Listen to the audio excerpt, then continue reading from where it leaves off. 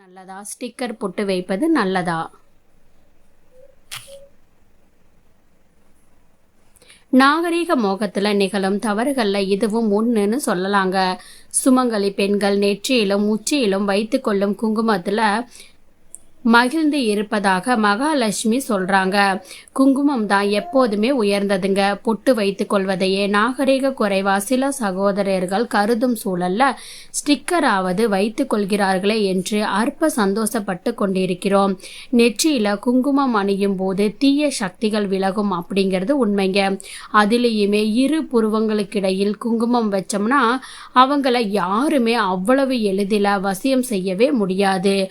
அது மட்டும் இல்லாம மஞ்சள், படிகாரம், சுண்ணாம்பு போன்ற கிருமி நாசி பொருட்களை கொண்டு குங்குமம் தயார் செய்யப்படுதுங்க. அந்த மாதிரி தயார் செய்யப்பட்ட குங்குமத்தை பெண்கள் தங்களோட நெற்றியில மைய பகுதியில வைக்கிறதுனால உடல்ல இருந்து மூளைக்கு செல்லும் நரம்புகள்ல வெப்பத்தை குங்குமம் தடுக்குது.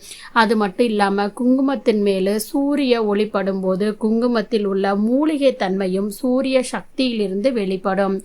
வைட்டமின் டி சக்தியும் உடலுக்குள் சென்று நன்மையை ஏற்படுத்தி தருதுங்க.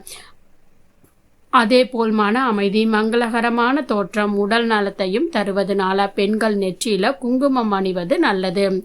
நமது தர்மம் பல உண்மையான அர்த்தங்களை உள்ளடக்கியதுங்க. இது மதம் அல்ல, ஒரு அற்புதமான வாழ்க்கை முறை.